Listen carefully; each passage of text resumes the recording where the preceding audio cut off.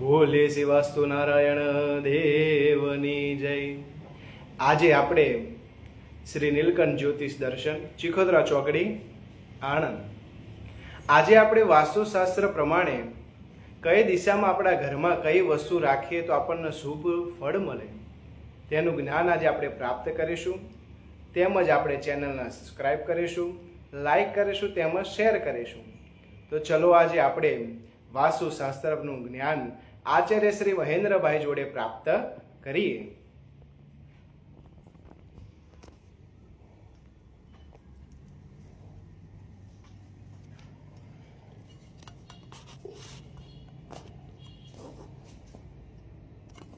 બોલીએ શ્રી રામચંદ્ર ભગવાનની જય, રાજરાજેશ્વરી અંબે માતની જય, વાસ્તુ નારાયણ દેવની જય। આજે આપણે વાસ્તુશાસ્ત્ર વિશે આપણે ઘરમાં કઈ વસ્તુ કેવી રીતે ગોઠવવી અને એનાથી આપણા લાભ પ્રાપ્ત થાય એ આપણે જાણીશું। તો આપણે સર્વપ્રથમ વાત કરીએ વાસ્તુશાસ્ત્ર પ્રમાણે 16 દિશા ઘરની। એમાં મુખ્ય આપણે જોઈએ 10 દિશાની અંદર આપણે તો પહેલા નંબરમાં આપણે ઈશાનથી ચાલુ કરીએ તો ઈશાન દિશાની અંદર મંદિર હોવું જોઈએ, સેવનના કે સાગના લાકડાનું હોવું જોઈએ, હલકું હોવું જોઈએ।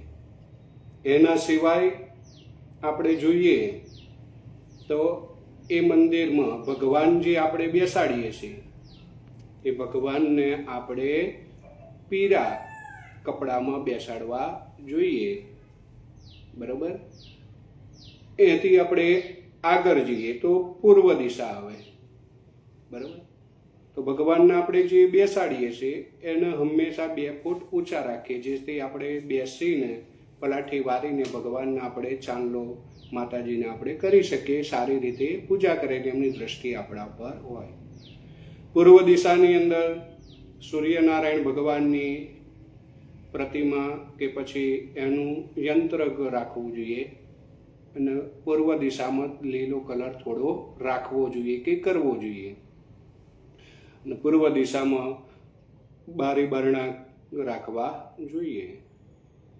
ત્યાંથી આગળ જે એટલે અગ્નિ દિશા, અગ્નિ દિશામાં રસોડું રાખવું જોઈએ અને રસોડાની અંદર જે પાણી આપણે ત્રિકોણ લઈએ, આવી રીતે એક ઊભો હોય ને એક આડો હોય એવી રીતે આપણે રસોડું બનાવીએ અને હંમેશા પાણી જે જવાની જગ્યા ખરી એ હંમેશા પૂર્વ દિશા બાજુ રાખવી જોઈએ, બરાબર। અગ્નિ અને પાણીને બને નહીં એટલે એ આગળ વચ્ચે વચ્ચ ક્યારેય પાણી જવાની વ્યવસ્થા કરવી ન જોઈએ।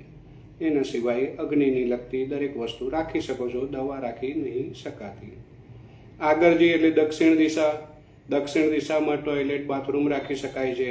એના સિવાય મંગળની દિશા પણ છે, તો આપણે અહીંયા લાલ કલર રાખીએ તો શ્રેષ્ઠ છે, આપણાને ફાયદો થાય। એથી આગળ જઈએ એટલે દક્ષિણ અને નૈઋત્યની દિશા આવી, તો એની અંદર જે ઘરમાં જે પૈસા કમાતો હોય, જે મુખ્ય માણસ હોય એનું સુવાનું એટલે બેડ રાખવો જોઈએ, મેન માણસ જેનાથી ઘર ચાલતું હોય એનું। એના સિવાય એ દિશામાં આપણે આપણા પૂર્વજોના ફોટા પણ મૂકી શકીએ છીએ।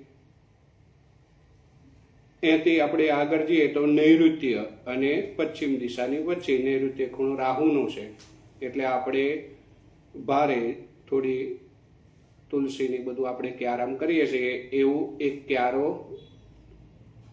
માટી ભરેલો રાખવો જોઈએ। એના સિવાય એ દિશામાં લોકર રાખવું જોઈએ, પૈસા મૂકવા જોઈએ, સોનું ચાંદી એ મૂકવું જોઈએ, એનાથી એમાં વધારો થતો રહેશે। ઘરનું પોસ્ટર પણ તમે આગળ લગાવી શકો છો।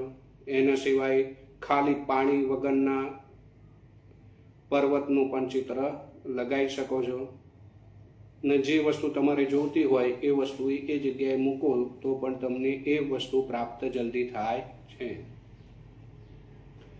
એથી આપણે આગળ જઈએ તો પશ્ચિમ દિશા, એ પશ્ચિમ દિશા વરુણની છે, માટે આપણે ટાંકી જો આપણે મૂકવી હોય ઉપરની સાઈડ તો એ જગ્યા ઉપર આપણે મૂકી શકીએ છીએ। એના સિવાય બારી બારણા પણ રાખવા શ્રેષ્ઠ છે। એથી આપણે આગળ જઈએ એટલે પશ્ચિમ અને વાયવ્ય દિશા પવનદેવની દિશા છે. અહીંયા બે ભાઈઓ હોય તો નાના ભાઈનો રૂમ એ બનાવવો જોઈએ અથવા મહેમાન ખંડ બનાવવો જોઈએ. એ બધું એ કરી શકાય છે. એથી આપણે આગળ જઈએ એટલે ઉત્તર દિશા. ઉત્તર દિશાની અંદર આપણે ઘડિયાળ રાખવી સારી, બ્લુ કલર રાખવો સારો, બ્લુ કલર થોડો રાખવો જોઈએ, બરાબર. એના સિવાય થોડી કેસ આપણે અહીંયા રાખવી સારી. એમાં ઝરણા એટલે પાણી વહેતું હોય, પાણીની દિશા છે માટે પાણી વહેતું હોય એવું પોસ્ટર રાખવું જોઈએ. એનાથી પણ ઘણા લાભ થતા હોય છે. બાળકોનો રૂમ બનાવવો હોય તો પણ તમે આગળ બનાવી શકો છો, એનાથી પણ વિદ્યામાં વધારો થતો હોય છે. અને દવા રાખવા માટે ઉત્તર અને ઈશાનના વચ્ચેનો જે ખૂણો છે એ શ્રેષ્ઠ છે. એટલે દવા હંમેશા ઉત્તર અને ઈશાન ખૂણાની વચ્ચે રાખવી. પણ ક્યારેય નૈઋત્ય ખૂણો અને પશ્ચિમનો જે ખૂણો પડ્યો અહીંયા ક્યારેય દવા રાખવી નહીં, નકર પોતાની આખી જિંદગી દવાખાનામાં જ પસાર થાય છે. એટલે ખાસ ધ્યાન રાખવું. હવે આપણે મુખ્ય બાબત ઉપર આવીએ તો ઈશાન એટલે કે પૂર્વની દિશા જે હોય એ બાજુ નીચું હોવું જોઈએ જમીન, અને દક્ષિણ બાજુ જતાં ઊંચી થવી જોઈએ. જો એ રીતે ના હોય, પૂર્વની દિશા ઊંચી હોય અને દક્ષિણની દિશા નીચી હોય તો એ ઘરમાં ના રહેવું જોઈએ. અને ઈશાન દિશામાં કદાચ આપણે સંડાસ બાથરૂમ હોય તો એને બંધ કરવું જોઈએ. અને આપણે જો ભાડે રહેતા હોય ને આ રીતની પોઝિશન હોય તો એ ઘર આપણે તાત્કાલિક બદલી દેવું જોઈએ. આ થોડી આપણે ઘરના વાસ્તુની આપણે માહિતી મેળવી, આનું જ્ઞાન પ્રાપ્ત કરો અને સુખી થાઓ. કૃષ્ણ કનૈયા લાલ કી જય.